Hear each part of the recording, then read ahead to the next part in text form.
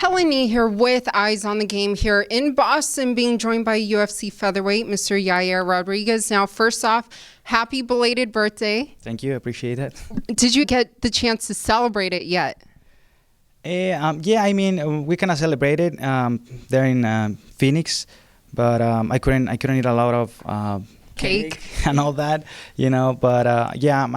But so one of my coaches, his Friday was the 8th. My father was the 9th. I was the 6th. So I think we're all going to do something after the fight. Yes, Friday night. I was about to say, that's a lot of cake for you guys. Oh, yeah. That's what I'm hoping right now.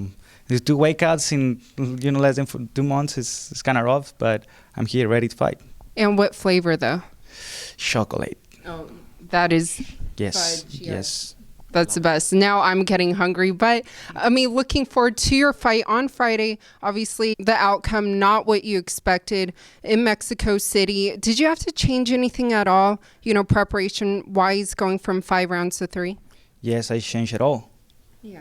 I did all the strategy change, the training change, everything changed. The only thing that I keep, and we actually changed a little too, was the diet, okay. But now it's better.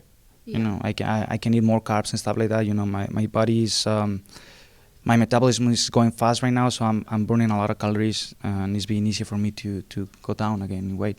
What about your mindset? What was that like going into Mexico City compared to now going into Boston and knowing what happened between then?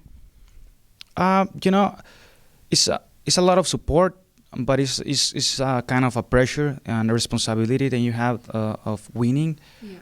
Whenever you're facing somebody in your hometown and you are the main card, you're the main event. And this time I'm not the main event. Yeah. I'm fighting 3 rounds, so I don't have all that pressure on me right now. So I don't feel that. Yeah. And I don't feel any pressure because I think the only one who has any pressure leading this fight is Jeremy. So I'm completely fine. Now, what about some of the criticism that people have been saying? What do you make of those statements?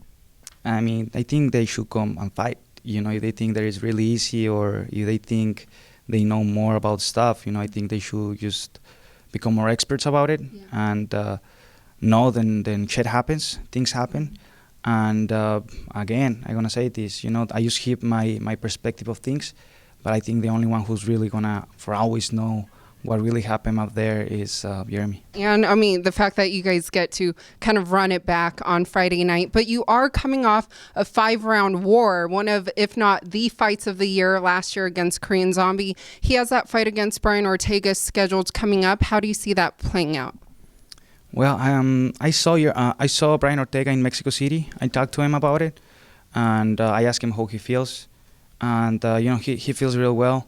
I have seen Korean Zombie fight since I was out of the UFC because there's somebody that I really respect. I watched him fight against Jose Aldo whenever he was fighting for that title shot.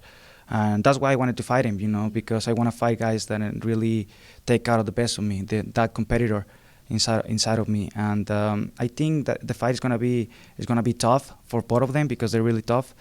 And I root for both of them, but I'm rooting more for my Brian? For Brian. I don't know how to say it, like the country-wise. Oh, yeah. Hey, it's all good. Regarding Brian, you guys were briefly linked to a fight that never materialized. Would he be someone you'd be interested in fighting in the future?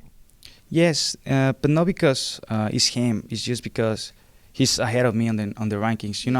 When I look at the fighters on my division, I look first at the number, then I look who is him, because so I'm always trying to fight the number one or obviously the champion. Sometimes that can't happen because it's not realistic. You gotta go in there and fight, win your way up there, but I always try to fight somebody that is ahead of me on the rankings. That's what I was saying leading this last fight, that my first guy on mind wasn't Jeremy Stevens. But now that I have the opportunity to face him, well, let's get this done and then let's see what happens after and move on. I'm just trying to go up and up. And lastly, speaking of rankings, obviously that title shot, Max against Alex, coming up UFC 245. What are your predictions for that fight? I think Alexander Polanowski is a really tough opponent. He has a pretty good wrestling. He moves a lot, but I think he has some deficiencies on his striking still. I think he's more of a wrestler and grappler. And I think if Max Holloway can keep him outside in range and just stop his takedowns, don't let him push him too much into the cage so he cannot be controlling, he will win the fight. If not, the fight will go otherwise. Yes, well, thank you so much for your time. Best of luck on Friday, and hope that you can celebrate with some cake after. Thank you. Hopefully, I'm hoping that too.